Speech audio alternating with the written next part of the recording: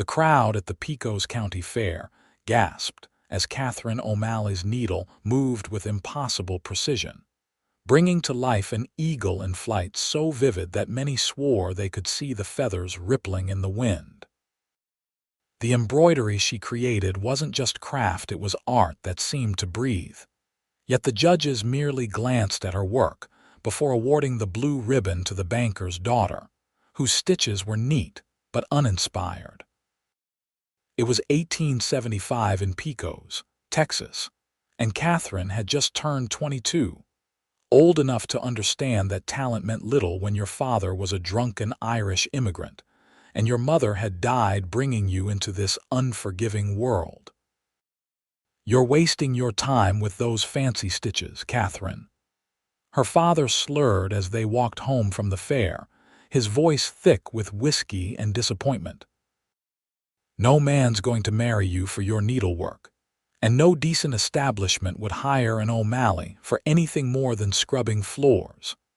Katherine clutched her rejected creation to her chest, the cloth still warm from the hours she'd spent bent over it under the Texas sun. "Maybe I could teach," she suggested softly, though they'd had this conversation dozens of times before. "Teaching? Bah," Sean O'Malley spat into the dust. "The school board wouldn't have you. Besides, those fancy patterns in your head won't put food on our table. Tomorrow you'll go back to the laundry where you belong." Katherine said nothing more, knowing argument was futile. The next morning, she rose before dawn and walked to Mrs. Whitaker's laundry at the edge of town, where she spent 12 hours scrubbing other people's clothes until her fingers bled and the lye burned her skin raw. The only solace in her day came when she could slip away to the back room during her brief lunch break to work on her embroidery, creating delicate wildflowers, majestic animals, and sweeping landscapes that came to life through silk and cotton threads. "What are you doing back here, girl?" Mrs. Whitaker's sharp voice cut through Katherine's concentration.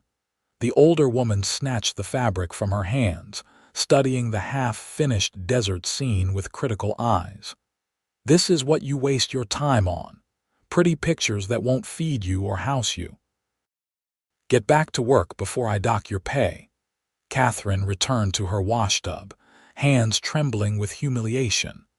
She was so absorbed in her misery that she didn't notice when the bell above the laundry door jingled, announcing a new customer. Isaac Jameson had not intended to visit the laundry that day. At 30 years old, he'd spent the last decade building his cattle ranch outside of Pecos into one of the most successful operations in West Texas. He normally sent one of his ranch hands into town for supplies and errands, but today something had drawn him in personally. Perhaps it was the letter from his sister back east, reminding him how alone he was despite his success. "Afternoon, Mrs. Whitaker," Isaac greeted, his deep voice resonating through the steamy room. "I've got some shirts that need attention." Mrs. Whitaker hurried forward, all smiles for one of the wealthiest men in the county. "Mr. Jameson, what an unexpected pleasure. We don't often see you in town these days." "The ranch keeps me busy," he replied, handing over a bundle of shirts. His gaze drifted past Mrs. Whitaker to where Katherine stood, her auburn hair escaping its practical bun, her sleeves rolled up to reveal arms reddened from hot water and harsh soap. "When can I pick these up?" he asked, still watching Katherine, who kept her eyes lowered. "2 days, Mr. Jameson. I'll have our best girl work on them." Isaac nodded, but as he turned to leave, he noticed something colorful peeking out from beneath a stack of linens. Curious, he moved toward it, pulling out a piece of embroidered cloth despite Mrs. Whitaker's protests. "Who did this?" he asked, staring at the intricate scene of a Texas sunset where each ray of light seemed to shimmer through the fabric. The laundry fell silent. Mrs. Whitaker glanced nervously at Katherine. "That's just some foolishness. Nothing worth your notice, Mr. Jameson." But Isaac was transfixed. This is remarkable work. Who made it? Katherine stepped forward, wiping her hands on her apron. I did, sir. His eyes met hers, and something passed between them, a recognition, perhaps, of a kindred spirit who understood the beauty in things others overlooked. You have an extraordinary gift, Miss O'Malley. Katherine O'Malley. Miss O'Malley, he repeated, his voice softening. Would you be willing to sell this piece? Katherine blinked in surprise. Sell it, but it's not finished. I'd like it anyway. Name your price. Mrs. Whittaker interjected. Mr. Jameson, surely you don't want to waste your money on. I wasn't speaking to you, Mrs. Whittaker, Isaac said firmly, his eyes never leaving Katherine's face. Katherine swallowed hard. No one had ever wanted to buy her work before. $5, she ventured, naming a sum that represented nearly a week's wages at the laundry. Isaac smiled. 20, he countered, pulling the bills from his wallet and placing them in her stunned hands. And I'd like to commission more if you're willing. Katherine stood frozen, the money clutched in her fingers, unable to comprehend that anyone saw value in what everyone else had dismissed as worthless. I can't. I work here, she stammered. Isaac's gaze intensified. Do you want to work here, Miss O'Malley? Before she could answer, Mrs. Whittaker cut in. Katherine, back to work this instant or find yourself without a job. In that moment, Katherine felt something shift inside her, a small spark of courage that had lain dormant for too long. I believe I'll be leaving, Mrs. Whittaker, she said, untying her apron. It seems I have a commission to fulfill. Mrs. Whittaker's face purpled with rage. You'll never work in this town again, girl. No one will hire an O'Malley who doesn't know her place. Isaac stepped between them.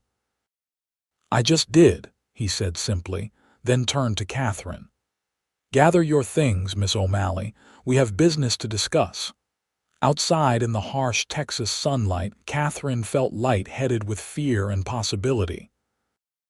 Mr. Jameson, I appreciate your kindness, but I don't understand what you're proposing. Isaac gestured toward the mercantile across the street. Let's get out of this heat and talk properly.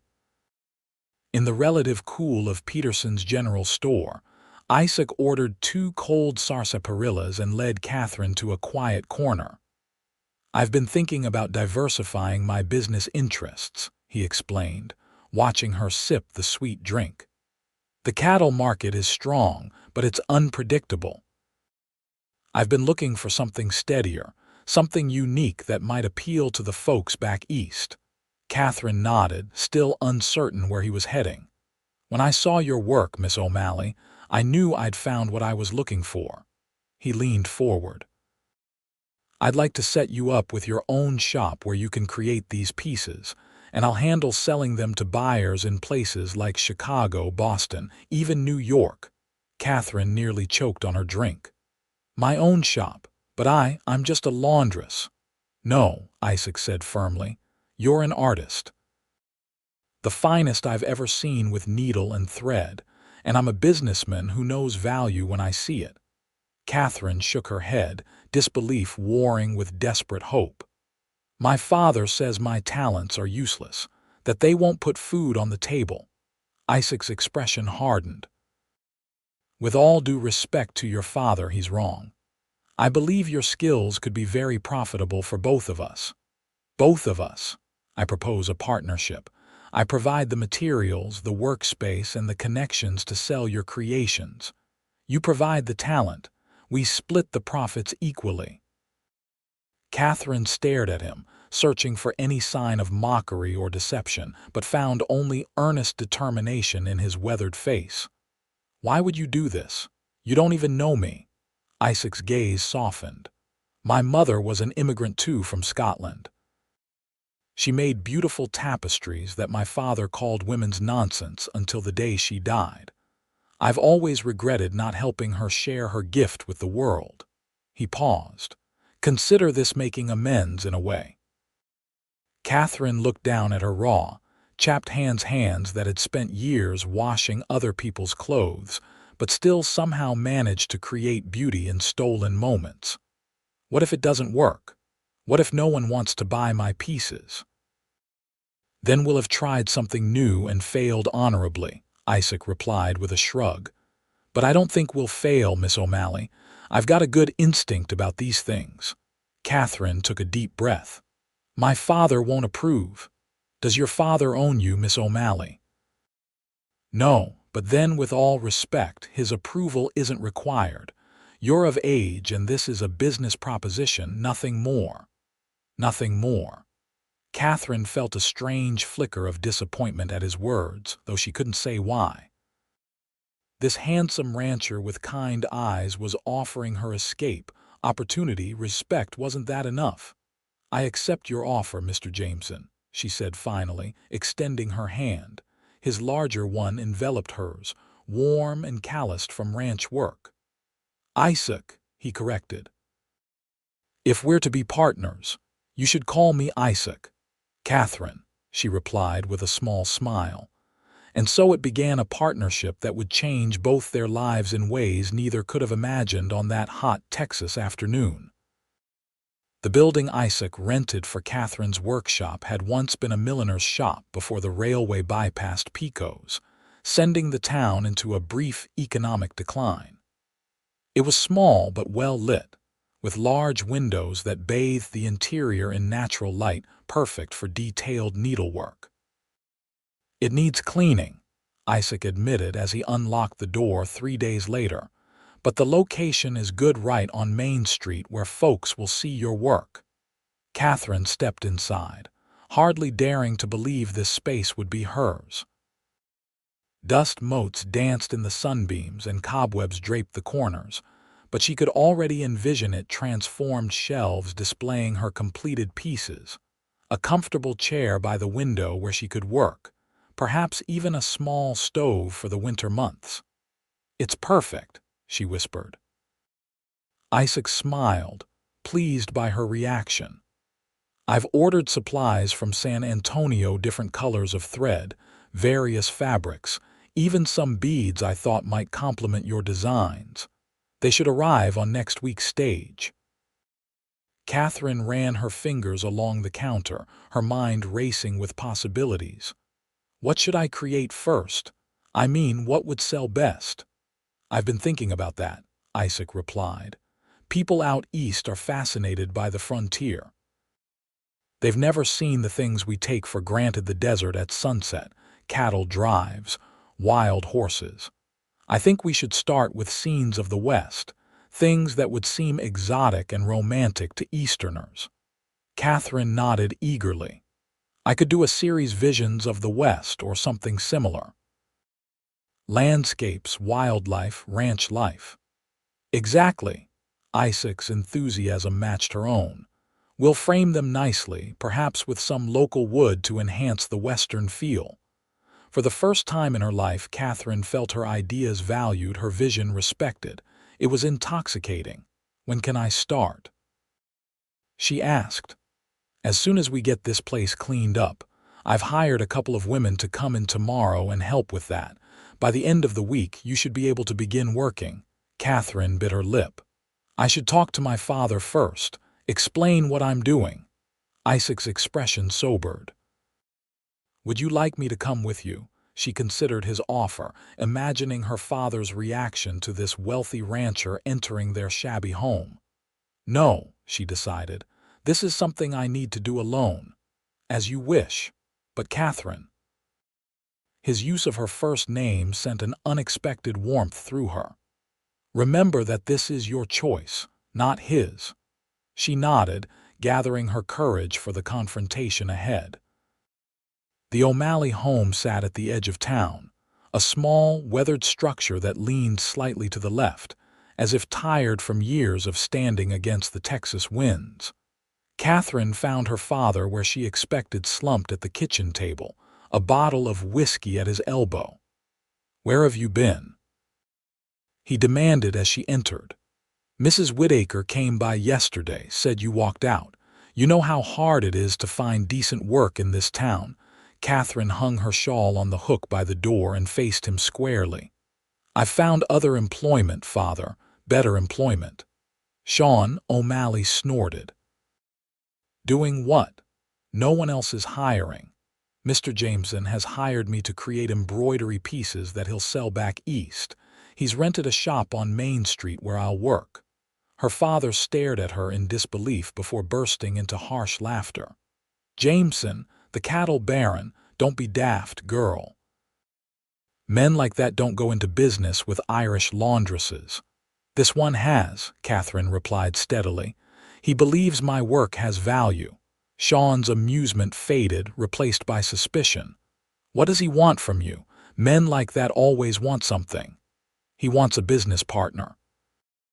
We'll split the profits equally." "And you believe that?" Her father shook his head. "You're even more naive than your mother was. No man gives a woman a fair deal, especially not a pretty one. He's after more than your needlework, mark my words." Katherine felt her cheeks flush with anger. "Mr. Jameson has been nothing but respectful. He sees potential in my art, something you've never done." "Art," Sean spat the word. "Is that what you call it now? Those fancy stitches won't keep you fed when he tires of you." "I'm taking this opportunity, Father. I start work tomorrow." Sean pushed himself up from the table, swaying slightly. "If you walk out that door to work for Jameson, don't bother coming back. I won't have my daughter being some rich man's plaything." Katherine felt a sharp pain in her chest, but beneath it was a steely resolve that surprised her. "I've spent my entire life trying to please you, trying to make you proud. Nothing I've done has ever been good enough. I kept a roof over your head, didn't I? Fed you when I could." "Yes," she acknowledged, "and I'm grateful. But I'm 22 now, old enough to make my own choices. This is my chance to build something for myself." Sean turned away, shoulders slumped. "You sound just like her, full of dreams that won't come true." "Maybe her dreams could have come true if someone had believed in them," Katherine said quietly. "Someone is believing in mine." She packed her few belongings that night: 2 dresses, her mother's Bible, the box of embroidery tools she'd collected over the years, and the half-finished pieces she'd been working on. Her father didn't speak again, didn't try to stop her when she left at dawn the next morning. Katherine had arranged to stay temporarily in a room above the workshop. It was small and sparsely furnished, but it was hers, the first space she'd ever had to herself. As she unpacked her meager possessions, she fought back tears. This was what she wanted, wasn't it? Independence. Recognition for her talents. A chance to prove her worth. Then why did she feel so alone? A knock at the door startled her from her thoughts. She opened it to find Isaac standing there, hat in hand. "I came to see if you needed anything," he explained. "The cleaning women have finished downstairs, and I've brought some supplies to get you started until the order arrives." Katherine stepped back to let him in, suddenly conscious of the room's simplicity. "It's not much," she apologized. "It's a beginning," Isaac corrected her. He set a basket on the small table. "I brought some food as well. I thought you might not have had time to arrange meals yet." The kindness of the gesture threatened to undo her carefully maintained composure. "Thank you," she managed. Isaac studied her face. "You've been crying." "No, she stopped, unable to maintain the lie under his steady gaze. "I had a disagreement with my father. He doesn't approve of our arrangement." "I suspected as much." Isaac's voice was gentle. "What did he say?" Katherine looked away, embarrassed. "He implied that your intentions weren't honorable." To her surprise, Isaac nodded. "It's a reasonable concern from a father's perspective. A single man offering a young woman employment, housing. I should have anticipated how it might appear." I told him it was strictly business. "And it is," Isaac assured her. "But perhaps we should take steps to ensure your reputation remains untarnished. I can arrange for Mrs. Lopez, who cooks for the ranch, to stay here as well. She's a respectable widow, and her presence would silence any gossip." Katherine felt a rush of gratitude. You've thought of everything. Not everything, Isaac admitted with a small smile. This is new territory for both of us. We'll likely make mistakes along the way, but we'll sort them out together. Together. The word hung in the air between them, full of promise and possibility. Now, Isaac continued, his tone becoming businesslike, shall we go downstairs and begin setting up your workspace? The next weeks passed in a blur of activity as Katherine and Isaac established her workshop. True to his word, Isaac arranged for Mrs. Lopez to occupy the second small bedroom upstairs, and the older woman's motherly presence was a comfort Katherine hadn't realized she needed. Word spread quickly through Pecos about the unusual new business on Main Street. Some townsfolk stopped by out of curiosity, others to express skepticism, and a few mostly women came to admire Katherine's work with genuine appreciation. I've never seen embroidery like this, Mrs. Peterson, the mercantile owner's wife, marveled as she examined a piece depicting a herd of wild mustangs galloping across the plains. It's as if they're about to leap right off the cloth, Katherine smiled, pleasure warming her at the praise. Thank you. I've always loved capturing movement in my work. How much are you asking for this one? Mrs. Peterson inquired. Katherine glanced at Isaac, who was reviewing accounts at the small desk in the corner. They hadn't yet set prices for local sales, focusing instead on preparing a collection to send east. $35, Isaac answered smoothly, joining them. But as our first local customer, we'd be pleased to offer it to you for $30. Mrs. Peterson's eyes widened. $30 for embroidery, for art, Isaac corrected. Each piece is one of a kind, created by Miss O'Malley's hand alone. You won't find its equal anywhere in Texas or likely the entire country. Katherine held her breath, certain the woman would balk at such a price, but to her astonishment, Mrs. Peterson nodded decisively. My anniversary is next month. William always complains that I'm impossible to shop for.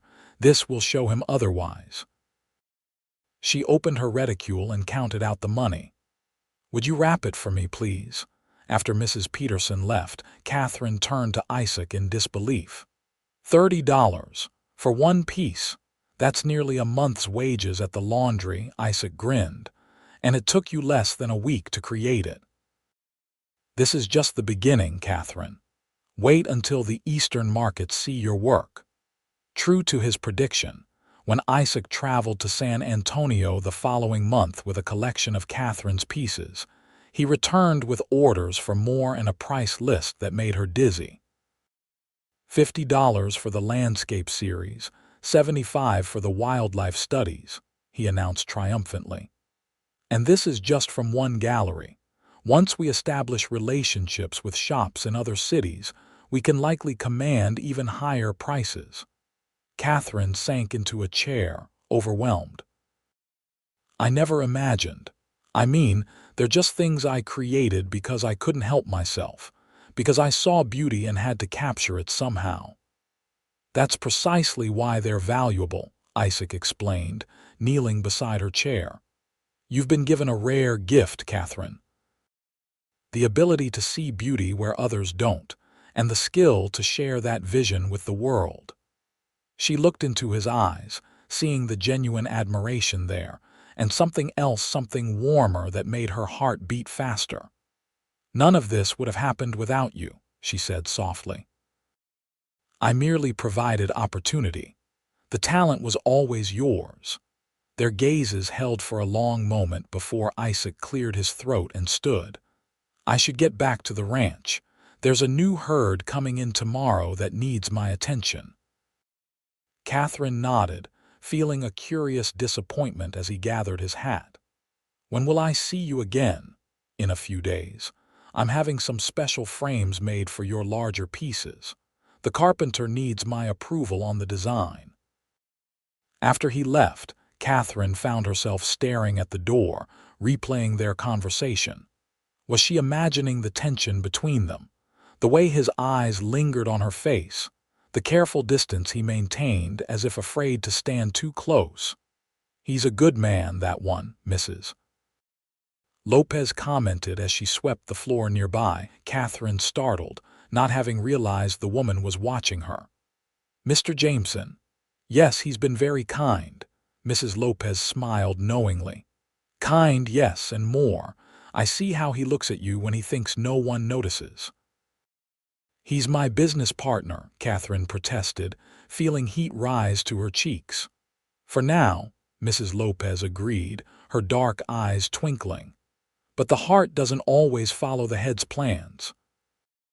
Katherine turned back to her work, trying to dismiss the woman's words, yet finding them circling in her mind for the rest of the day. What if there could be more between her and Isaac? Did she want there to be? The answer came to her as she worked on a new piece, a scene from memory of a lone rider silhouetted against the sunset.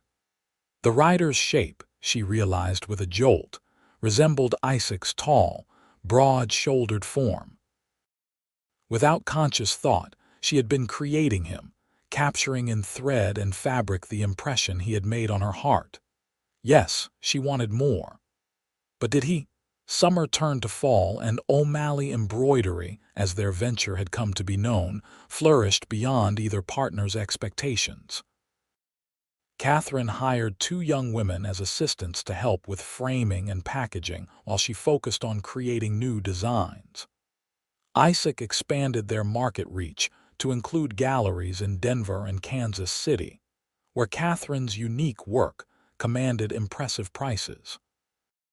With her first substantial earnings, Katherine moved from the small room above the shop to a modest but charming house nearby, where she could entertain visitors and enjoy some privacy. Mrs. Lopez came with her, continuing to provide companionship and to ensure propriety when Isaac visited, which he did with increasing frequency.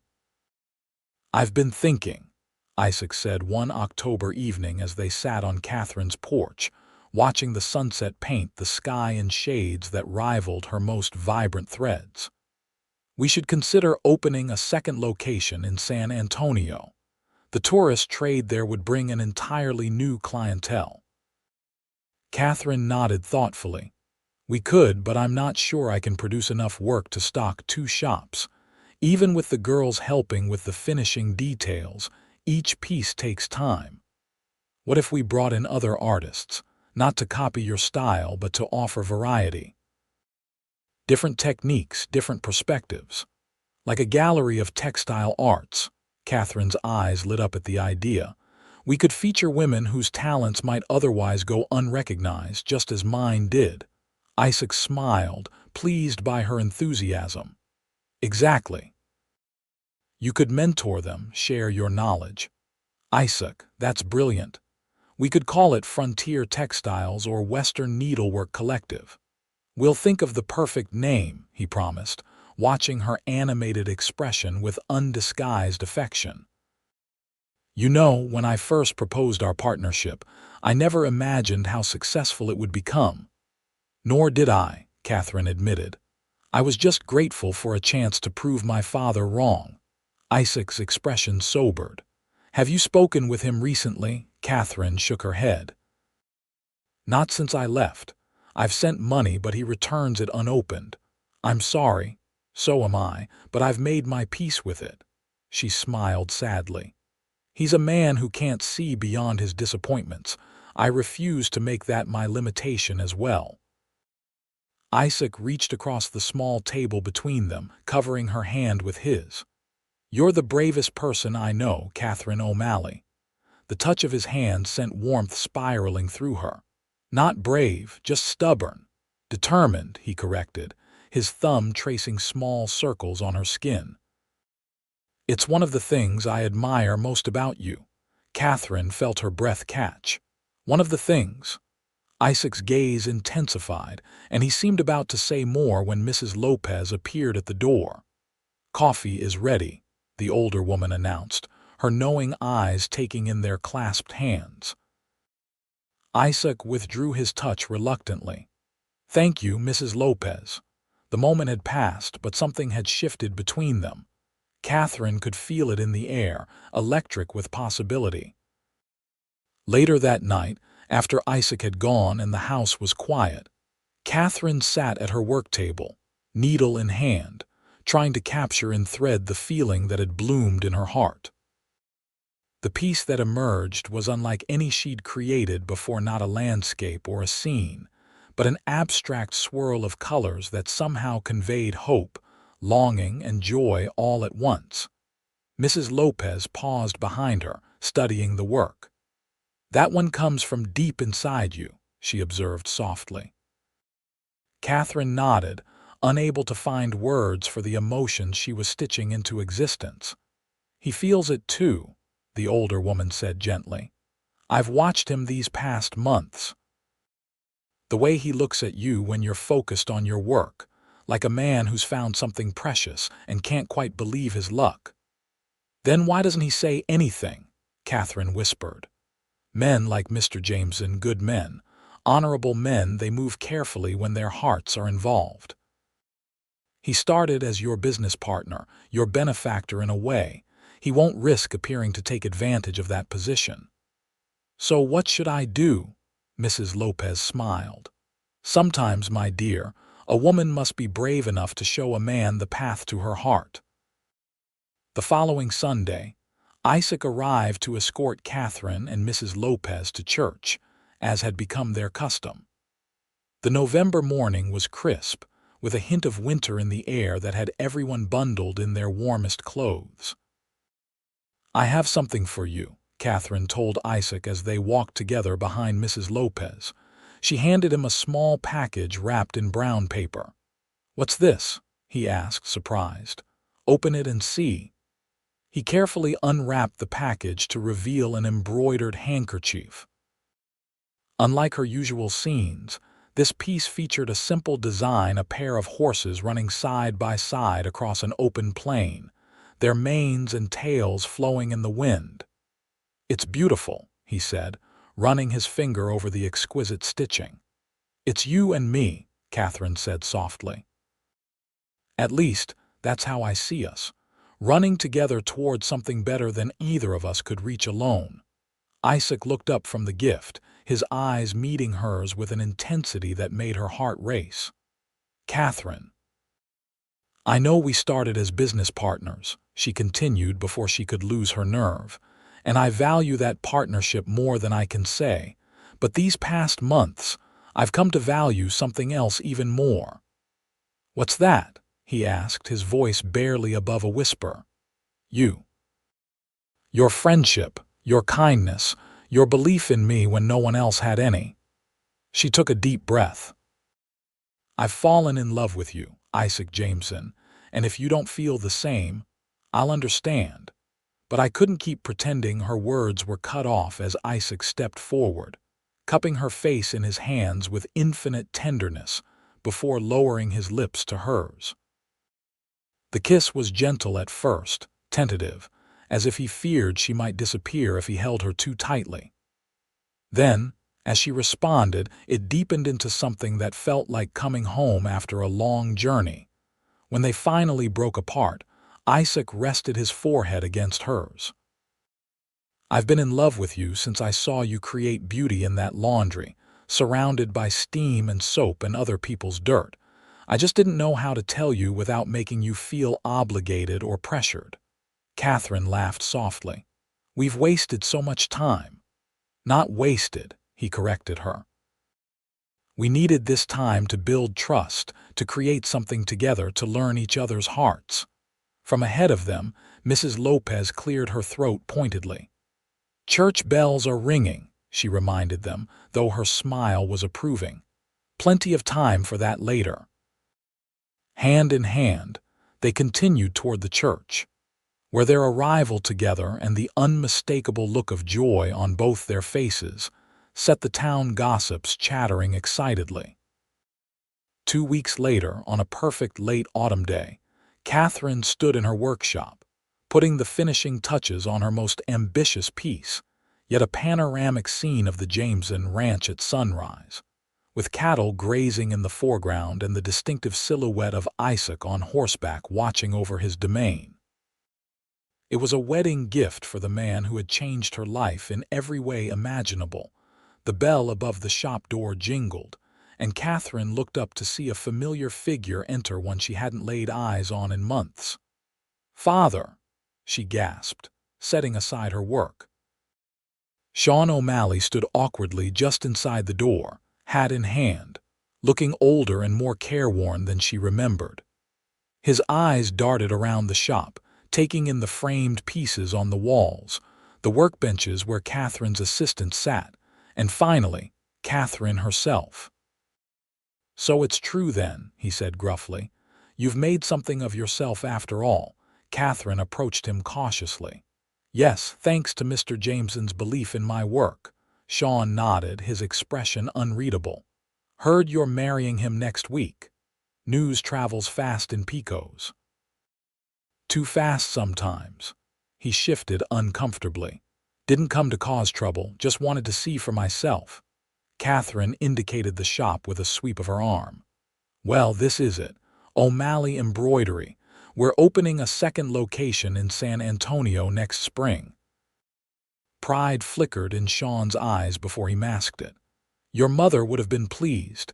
She always said you had her gift with a needle." "I wish I could have known her better," Katherine said softly. Sean's gaze fell on the piece she'd been working on the ranch scene with Isaac's figure prominent. "You love him then? This rancher who turned you into a businesswoman?" "I do. He saw value in me when no one else did, including you." Sean flinched at the truth in her words. "I was wrong," he admitted, the words clearly difficult for him. "About your talents, about what you could become." It was as close to an apology as she was likely to get. "Would you like to stay for tea?" she offered. "I could show you some of my work." He hesitated, then nodded once. "For a bit." "Got things to do after." It wasn't a reconciliation exactly, but as Katherine prepared tea and showed her father the pieces that had earned her reputation and independence, she felt a wound begin to heal, one she'd carried for so long she'd almost forgotten it was there. When Isaac arrived an hour later, he found them sitting together, Sean examining one of Katherine's landscapes with grudging appreciation. "Mr. O'Malley," Isaac greeted, extending his hand. "I'm glad to finally meet you." Sean stood, eyeing Isaac warily before accepting the handshake. "Understand I'm to call you son soon enough." "I'd be honored if you did," Isaac replied sincerely. "Katherine has missed you." Sean glanced at his daughter, something softening in his weathered face. "Been a fool, haven't I? Wasting years being bitter when I could have been proud instead." "It's never too late to change course," Isaac said. "I've found that life offers second chances to those willing to take them." Sean considered this, then cleared his throat. "Suppose you'll be wanting someone to walk her down the aisle." Katherine's heart leapt. "I would like that very much, Father." "Then I'll be there. Sober," he added as if making a vow, "and with a decent suit if I can find one." "I know just the tailor," Isaac offered. "Let me take care of that as a welcome to the family." Later, after Sean had gone with a promise to return for dinner the following evening, Katherine turned to Isaac with tears in her eyes.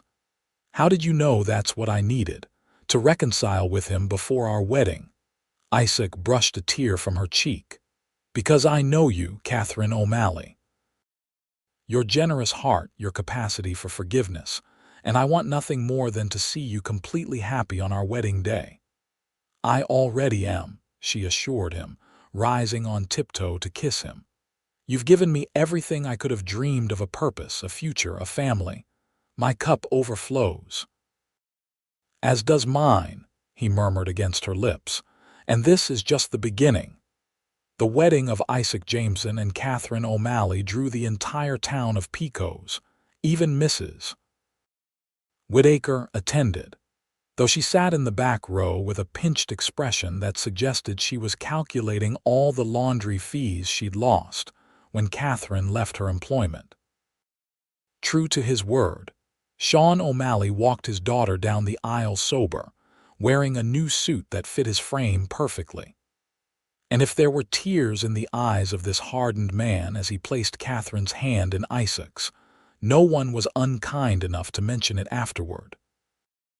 The ceremony was simple but beautiful, with the church decorated in winter greenery, and Katherine wearing a gown she'd embellished herself with subtle, elegant embroidery that caught the light as she moved. But what everyone remembered most was the look that passed between bride and groom as they spoke their vows, a look of such complete understanding and devotion that even the most cynical guests found themselves blinking back tears. The reception was held at the Jameson Ranch, where long tables had been set up in the courtyard and lanterns hung from the trees. Musicians played while couples danced, and children darted between the adults, playing elaborate games of their own invention. Happy? Isaac asked his bride as they swayed together to a slow waltz. Katherine leaned her head against his chest, listening to the steady beat of his heart. Perfectly. And you? More than I thought possible. He glanced over to where Sean O'Malley sat deep in conversation with Mrs. Lopez, both of them gesturing animatedly. I think your father may have found a friend. Katherine followed his gaze, smiling at the unexpected sight. Life is full of surprises, isn't it? A year ago, I was a laundress with a useless talent and no prospects. Now I'm a successful artist, a businesswoman, and your wife. My very clever wife, Isaac corrected, spinning her gently, whose talent was never useless, just waiting for the right opportunity. As the evening progressed and guests began to depart, Isaac led Katherine away from the celebration toward a path she hadn't noticed before. It wound through a grove of trees and emerged at a small, perfect cottage nestled against the backdrop of the larger ranch house. What's this? She asked, puzzled. Isaac produced a key from his pocket and handed it to her. Your wedding present. Open it. Katherine unlocked the door and gasped as she stepped inside. The cottage was a single large room with windows on all sides to capture the natural light. One wall held built-in shelves stocked with threads of every color imaginable. Another featured a work table positioned perfectly to catch the morning sun. A comfortable sitting area with a small fireplace occupied one corner, while a doorway led to what appeared to be a bedroom beyond. Your studio, Isaac explained, watching her reaction closely. A place that's entirely yours where you can create without interruption or distraction, connected to our home but separate enough to be your own domain. Katherine turned in a circle, overwhelmed by the thoughtfulness of the gift. It's perfect. When did you do all this? I started planning it the day you agreed to marry me. I wanted you to know that while I cherish our partnership in all things, I also honor your need for creative space. Katherine wrapped her arms around his neck, blinking back tears of joy. Have I told you today how much I love you, Isaac Jameson? You have, he murmured, drawing her closer, but I'll never tire of hearing it. I love you, she whispered against his lips, for seeing me when I was invisible, for believing in me when I'd stopped believing in myself, for building a life around the very thing others told me was worthless. Nothing about you could ever be worthless, my love. In the years that followed, O'Malley embroidery expanded beyond even Isaac's ambitious plans. The San Antonio location became a destination for collectors and tourists alike, and Katherine's work was featured in exhibitions as far away as New York and London. But more importantly to Katherine, the business became a haven for women with overlooked talents. She established an apprenticeship program that trained young women in various textile arts, giving them the skills and confidence to support themselves through their creativity. Sean O'Malley remained in Pecos, eventually moving into a small house on the Jameson Ranch where he took up carpentry.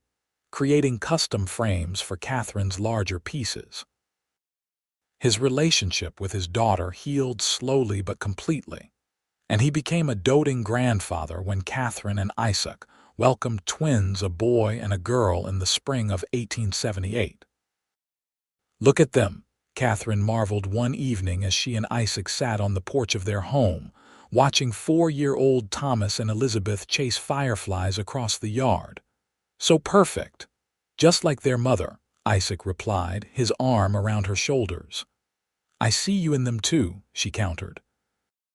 "Thomas has your determination, and Elizabeth, well, she's already showing signs of artistic talent." Isaac chuckled. "Did you see the embroidery she did on my best shirt?" "I did. I've put it away to save. Someday she'll be mortified that her first creation was so uneven, but I want her to see how far she'll have come."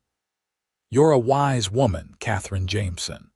She leaned into his embrace, content in a way she'd never imagined possible before that fateful day in the laundry. "I had a good teacher, a man who saw possibilities where others saw only limitations." "We taught each other," Isaac corrected her. "You showed me that true wealth isn't measured in cattle or land, but in the beauty we create and the love we share." As twilight deepened into night and their children's laughter echoed across the ranch, Catherine reflected on the journey that had brought her here, from a laundress with secret dreams to an artist whose work was celebrated across the country. The path had not always been easy, but every step had led her home to this man, these children, this life built on mutual respect and unwavering love.